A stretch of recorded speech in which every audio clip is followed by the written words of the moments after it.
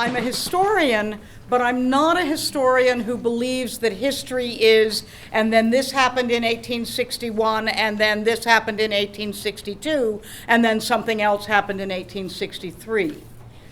I believe that history is the story of the past we tell ourselves in the present to justify the present. And so every retelling of past events is made and understood through the lens of right now. That it's not so much a history of the Civil War, but it's a history of the Civil War. We like to always try to offer some contemporary art that connects to the historical work that we show, which is my segue into the anchor show of this three-part exhibition triumvirate, which is Between the States, Photographs of the Civil War. Our Civil War holdings are recognized as some of the best in the world. This is the only place where they will be shown during this sesquicentennial. They're just too fragile to leave the building.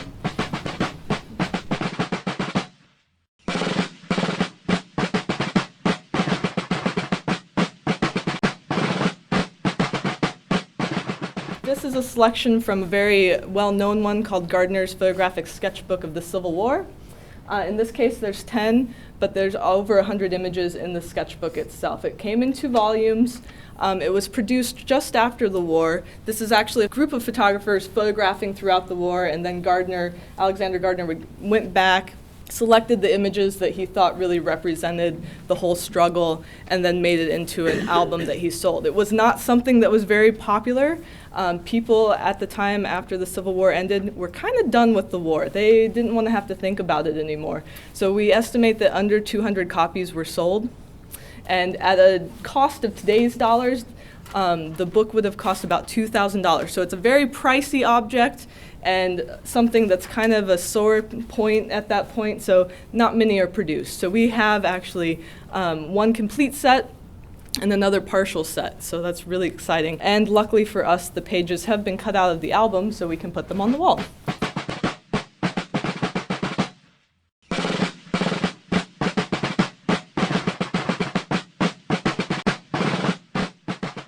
Companies would make lantern slides, and that's the precursor to the slideshow. Little glass slides that somebody would have put into a projector to show a group of students or an audience about historic subjects. In this case, it's a series about American history, and it's about the Civil War. So we're actually much after the Civil War in people wanting to see these images. But these lantern slide companies sent artists out into the battlefields to sketch while the battles were happening. So the artists are out there sketching away. There's photographers photographing after the battles are done. So the artists have those photographs to work from as well. So then they combine those into these drawings, and these are the original artworks that the artists produced. Then these would have been rephotographed and made into a slide that then could be disseminated and used in multiple slideshows. So these are the original pieces. What you see are actually images of battle, right? When you look throughout the rest of the show, you don't see soldiers charging with their guns. You don't see people charging on their horse. You don't see the cannons actually flaring, because photography couldn't capture that. It's still kind of young at the Civil War stage. It's not really good at capturing motion yet. So all the images of the Civil War are very still, right? They have a very still quality. These don't. These are the action shots. So this is maybe more what the kind of the chaos of battle would have looked like.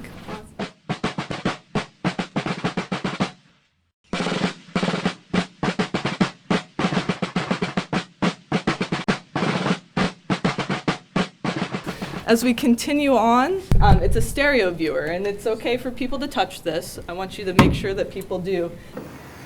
When you do this, you can look right through here and adjust it to your head level until these items come into a 3-dimensional image. And it's really beautiful when that happens. It's fantastic. Every time I get that jolt of excitement, right? In this case, the image that I've selected is really a different kind of image. It's an image of wounded trees. So you're looking at a forest, so you get the depth of the forest, The trees have large holes in them from where the cannon fire and the bullets would have gone through them. And then the background, you see one of the trees has fallen over. So, it's really the devastation of the war is beyond just the people that it affected. It's affecting the American landscape as well. At this point, there are some dead bodies throughout the exhibitions. It's something that I felt was necessary to show because, again, this is the first time that people are seeing that true kind of gore of war. It's the first time that people are actually seeing the dead bodies coming in images from the battlefield. And a lot of times when somebody did die on the battlefield, they would have made a pact with their friend where it was, if I die, I have this letter, and they'd give them the letter and say, when I die, send it home to my mother, right? Or those kind of things. They'd carry things in their pocket that would be identifying marks. If somebody died and it was your friend or your brother, you might make the effort to bury them personally, or you might make sure that their name was somewhere on their person so that when they got buried, you could come back and find them. At this time period, we're at a stage where when people die, they're at home in bed and their families around them. And suddenly that's ripped apart. When these men are dying on the field, they're not at home in bed. And there's no closure for the family. The mother, the sister, the wife, the child doesn't get to see their father or son or brother, right? It's very separate now that death is away out on this battlefield. And you just get this letter maybe that says that somebody died, right? So to try to complete that closure was a very difficult thing at this time. So I think there was a lot of effort on the part of surgeons and nurses and fellow members of the military to try to help complete that with letters and to write home and say, that somebody's son had passed away and a noble death on the battlefield, defending his country. That's very popular to find. And after this point, those images kind of stop for World War I, right? You don't get as many images of dead people. You just get the images of the kind of aftermath. So at this point, photographers were able to show us some things that were afterwards kind of censored.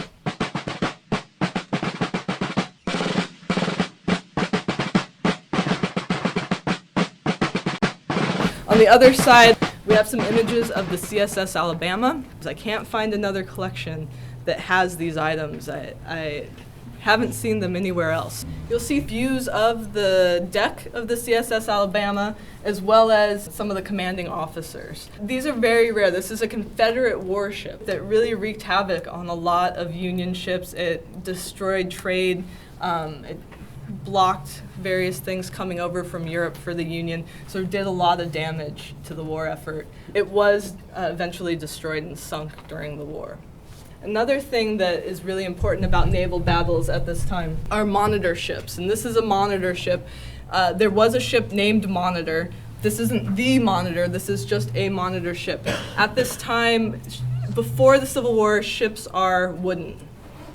Easy to destroy a wooden ship with a big cannonball fire. A little bit harder when it's ironclad. So at this point, they put iron on the sides of the ship. They become ironclad and they become unsinkable, right? They have real serious battles at this point. That's really difficult to start sinking ships. After the Civil War, naval warfare is all about metal ships. You don't see wooden ships in naval warfare after this point.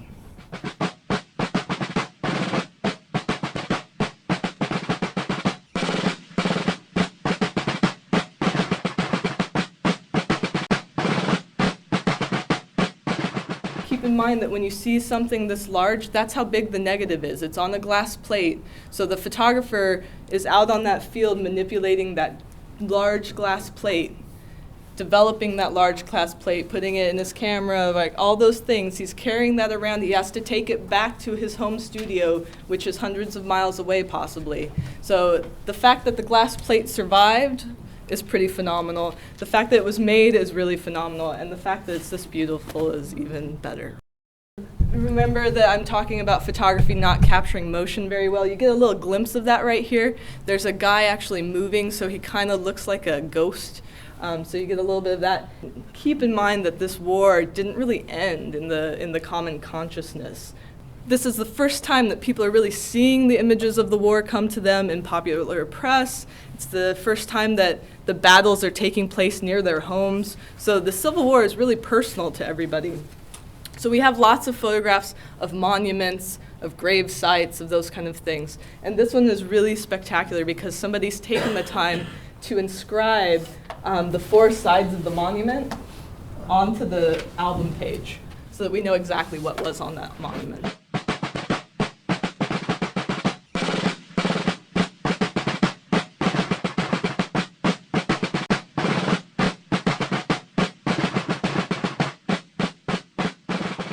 In this section, we're talking about Matthew Brady's album gallery. Essentially, Matthew Brady had a force of photographers that were out in the field photographing for him and with him, because he did take photographs himself. And these are all the images. Now, all of these are little carte de visite, which are very small little things. So all of these are underneath here, little carte de visite. And some of them are what we call imperial cards. They're the slightly larger ones. I think it's kind of a name that came after the fact, but they're big, right? They're bigger than the CDVs.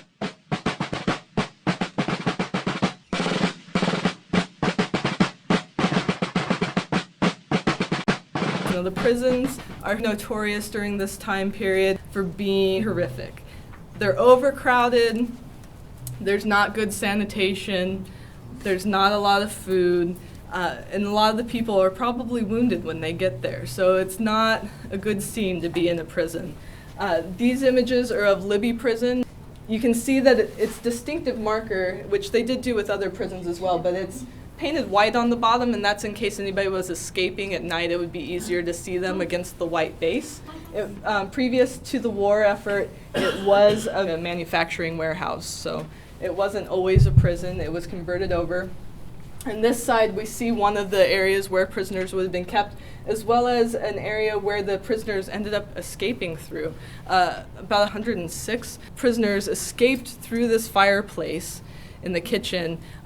Only a portion of them made it out. The exact numbers are in your wall copy. A portion of them made it out, a portion of them were recaptured, and a few of them died trying to swim across a river. So kind of a wonderful tale about people trying to escape. By the end of the war, this prison turns from holding Union soldiers to holding Confederate deserters. So people who are committing treason against the Confederacy, the Confederates are holding their own soldiers who are trying to go AWOL.